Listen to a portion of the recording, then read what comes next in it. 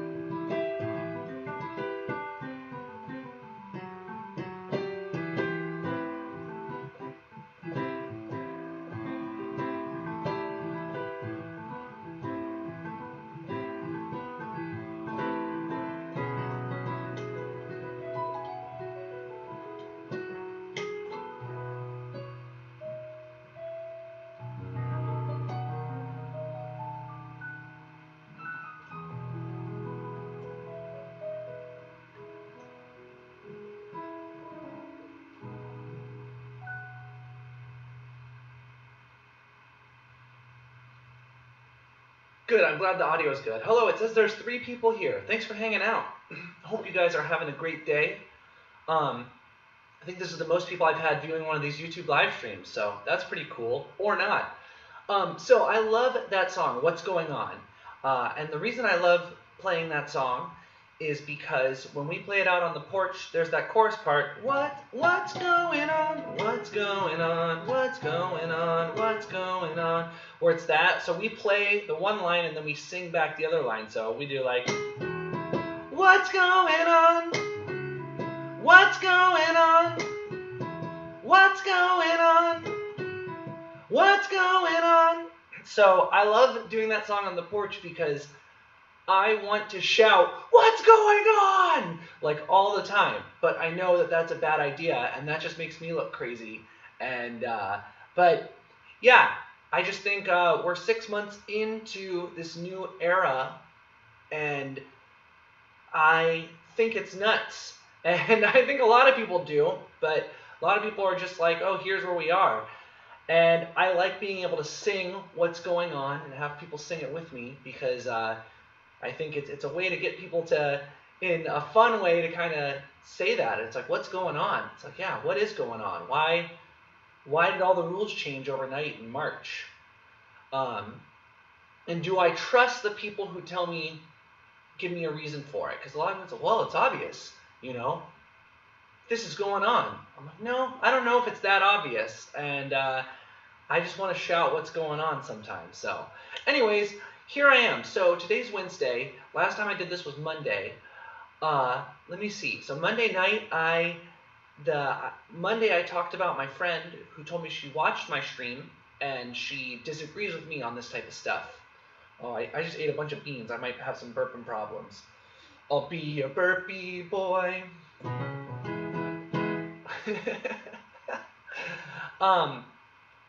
And I was glad to talk about her on that. I don't know if she watched that next one. I haven't really gotten to talk to her much since then. But Monday night, she showed up to my show. She showed up right when we ended. I think she had some stuff going on. But she got there at the end, and she had pulled pork sandwiches, coleslaw, and beer. And these, like, cake things, these desserts for me and the other guys. It was Jack and Mike. And that was just so awesome. I just felt so much love from her, and that was super cool. And I just wanted to, I guess, take a moment to shout her out and just shout out the community that's been forming on Eugenie Street around these shows I've been doing. I really love all the people who come regularly, people who come every day or come a couple times a week, and even the people who have just come a couple times. I'm just so grateful that we've been able to form this community and people are starting to know each other and stuff. You know, even last night I was at this bar on Wells Street and they took one of my drinks off because of what I've been doing. And it's just like crazy. When you give, you really do get stuff back. So I'm trying to give with this live journal thing as well by giving my thoughts and putting my heart on my sleeve, whether or not it makes me look good or bad. I just want to be honest on the internet because I don't think that happens all the time. Yeah, so that happened Monday night, and yesterday, Tuesday, the show went really well, and afterwards we hung with some people and it was really fun. Yeah, so I want to talk about, in this Think and Grow Rich book, in this imagination chapter, there's one part that's really stuck with me. And I think I've already told this story, but I'm going to tell it again. So the story right here, he talks about this preacher or clergyman named Frank Gonzalez. And he wanted to have $1 million to help start a school. And he thought about it for a couple years. It's like a 2 or 3 page story. I think I'm just going to read it, see if I can do a good job with this. Okay, what I would do if I had $1 million. This story proves the truth of that old saying, where there's a will, there's a way. It was told to me by the beloved educator and clergyman, the late Frank W. Gonzalez, who began his preaching career in the Stockyards region of South Chicago. While Dr. Gonzalez was going through college, he observed many defects in our educational system, defects which he believed he could correct if he were the head of the college. His deepest desire was to become the directing head of an educational institution in which young men and women would be taught to learn by doing. He made up his mind to organize a new college in which he could carry out his ideas without being handicapped by orthodox methods of education. He needed $1 million to put the project across. Where was he to lay his hands on so large a sum of money? That was the question that absorbed most of this ambitious young preacher's thoughts. But he couldn't seem to make any progress. Every night he took that thought to bed with him.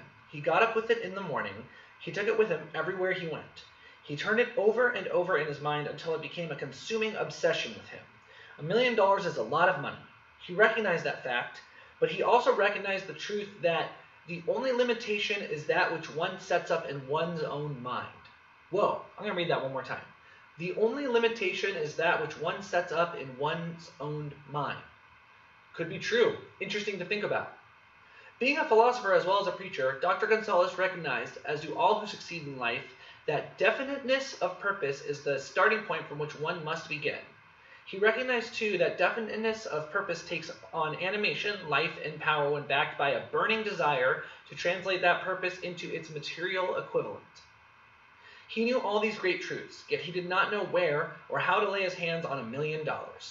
The natural procedure would have been to give up and quit by saying, well, my idea is a good one, but I cannot do anything with it because I never can produce the necessary $1 million. That is exactly what the majority of people would have said, but it's not what Dr. Gonzalez said. What he said and what he did are so important that I now introduce him and let him speak for himself. One Saturday afternoon, I sat in my room thinking of ways and means for raising the money to carry out my plans. For nearly 2 years, I had been thinking, but I had done nothing but think. The time had come for action. I made up my mind then and there that I would get the necessary $1 million within a week. How? I was not concerned about that. The main thing of importance was the decision to get the money within a specified time. And I want to tell you, the moment I reached a definite decision to get the money within a specified time, a strange feeling of assurance came over me, such I had never before experienced. Something inside me seemed to say, why didn't you reach that decision a long time ago? The money was waiting for you all this time. Things began to happen in a hurry. I called the newspapers and announced I would preach a sermon the following morning entitled, What I Would Do If I Had $1 Million.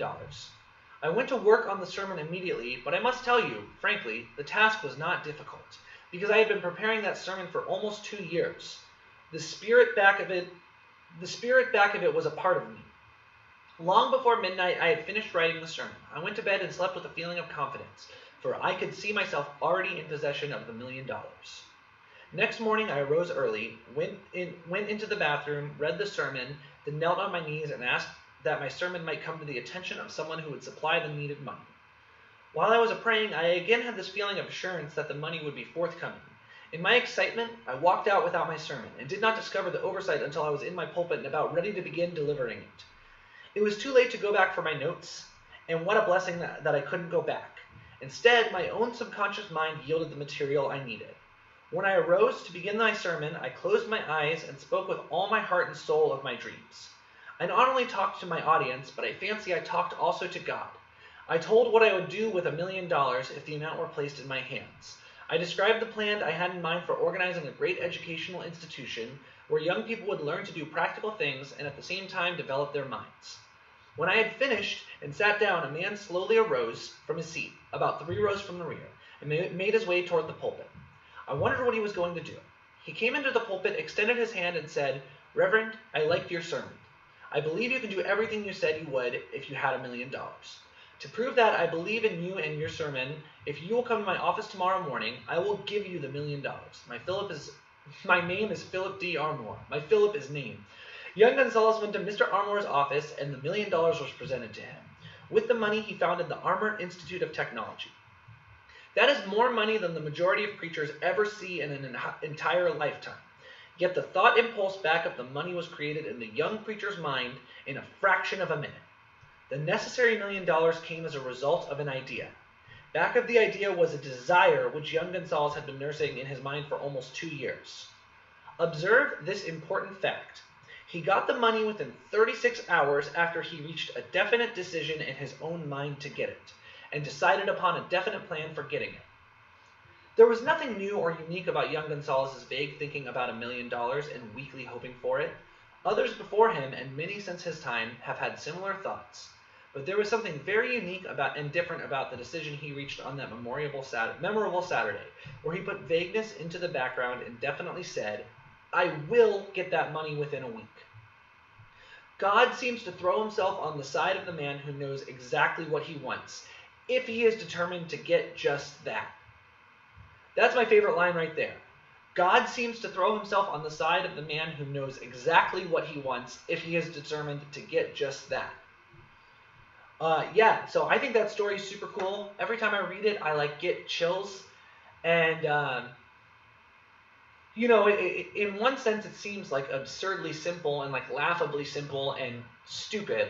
Oh yeah, you just if you believe in it enough, anything can happen. It's you're kind of like some of the new agey BS. No offense to anyone who's into some of the new agey stuff, but I think some of it is just comforting words for the sake of comforting words. But I think the lesson, this line right here, God seems to throw himself on the side of the man who knows exactly what he wants, if he is determined to get just that.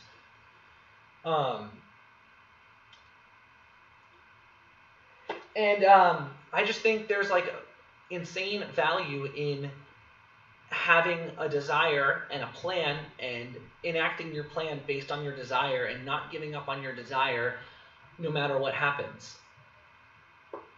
Oh, Dean, what's up? The old, less religious saying is fortune favors the bold. Yeah, I think that's spot on. Yeah, and I think if I go back to March and April in my mind, I was, me and my buddy Jack, we were playing music in his attic every night when everything was really shut down. Every establishment was closed. The streets were empty. A lot of people bailed on the city. And we would just play music in his attic every night, and we were determined to have a gig. We just kept talking about it. We just kept playing and discussing how to get a gig. We had this plan to throw an Instacart barbecue where we would deliver Instacart groceries during the day, and we would, when we would meet other people Instacarting, we would invite them to a barbecue we were having for Instacart people. And I probably got 15 or so numbers and invited people. I think Jack invited a handful of people too. And when it came time to do it, only our one friend Mike, who was already our friend, came. And what we were planning on doing was hoping that we invite 15 to 20 people and 5 or so people show up. We have food, we play music for them, we get our gig. This was in April, but we did this and no one showed up. So me, Jack, and Mike played some music, but we didn't quit on the idea of playing music for people. We would play every night. We would brainstorm people to call and invite over. And we, a couple times, had one person here or another person. That we probably had, over the course of a month, 4 or 5 people come over and we played music for them or played music with them. And, sorry, there's people talking outside. I got distracted.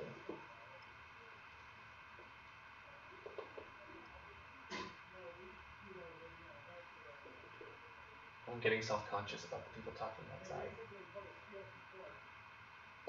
Okay, I lost my train of thought. So we were just determined to have a gig, and through April, we're gonna play a gig. We just played every night. We committed to it, and then we decided, we're okay, in May, let's make sure we have 2 gigs.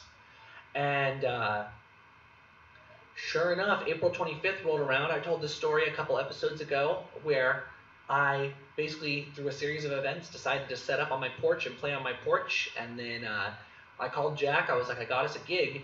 And fast forward 3.5 months later, we play on my porch every single night. We play 9 gigs a week. And this whole thing just came from an imagination and a burning desire to play. We decided no matter what was going on, we were going to play music.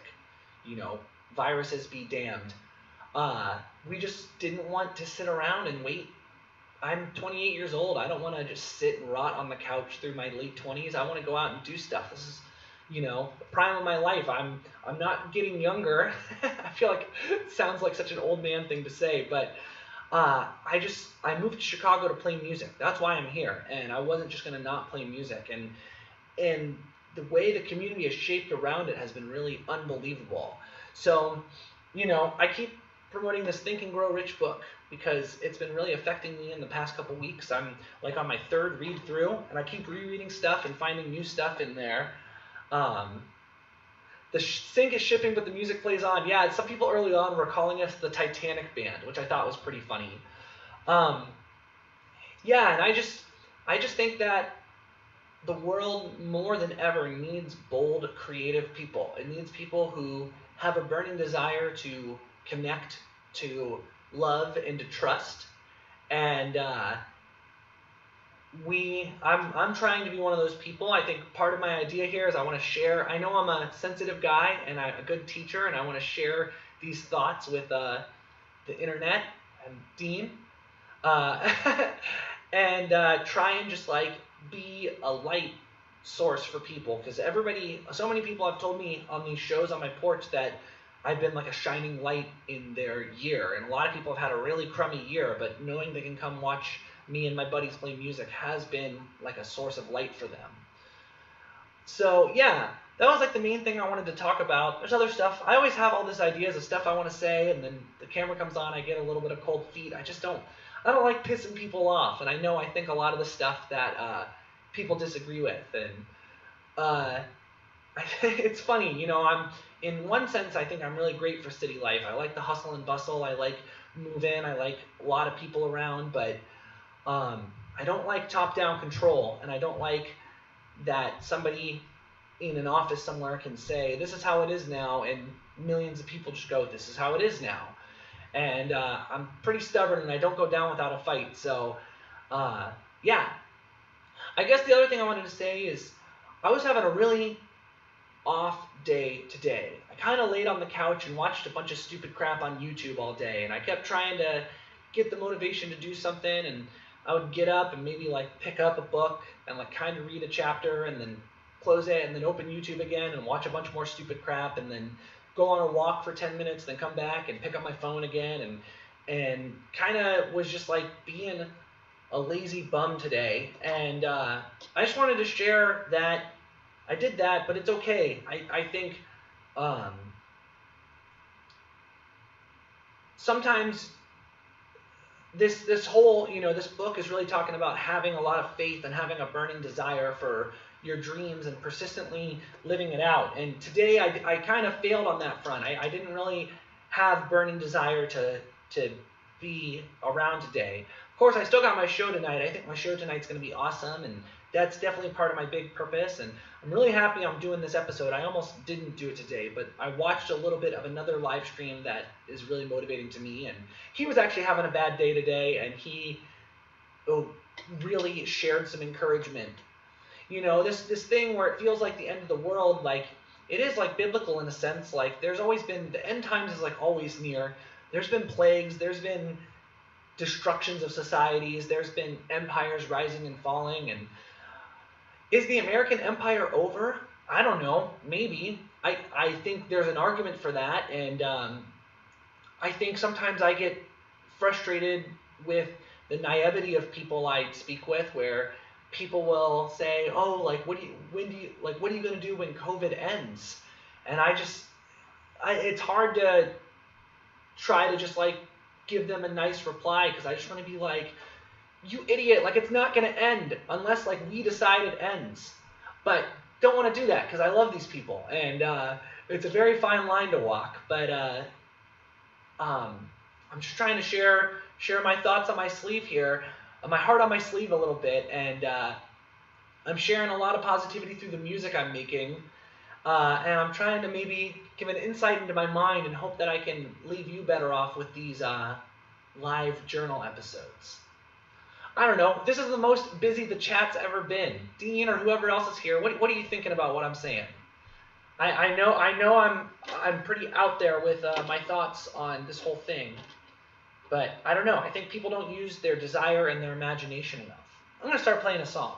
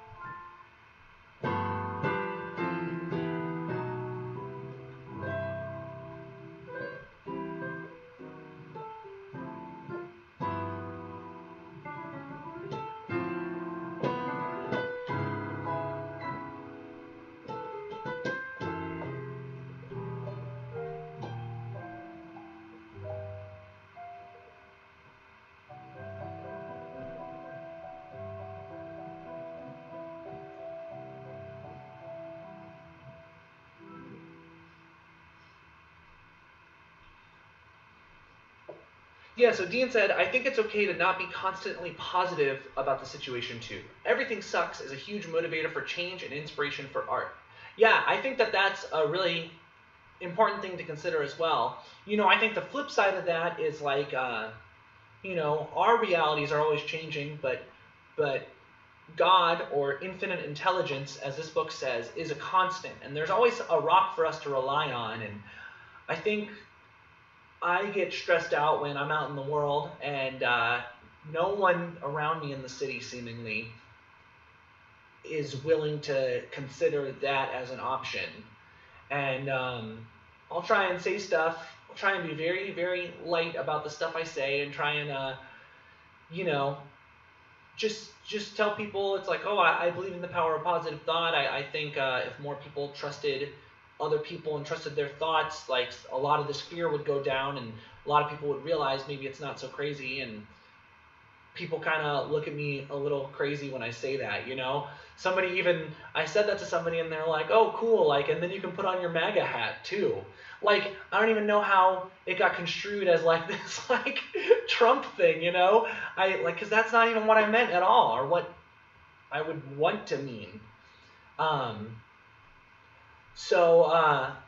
Yeah, but I know what I'm doing with these shows is doing a lot for helping to distill fear. I think music is one of the best ways to distill fear. And as I said at the beginning, I love getting to do what's going on because I get to sing/shout what's going on. And nobody thinks I'm crazy, because if I wasn't playing music, I would probably be out in Lincoln Park shouting what's going on. Actually, I'm going to real quick look up the lyrics of When You Wish Upon a Star, because I think that there's some real truth in those lyrics.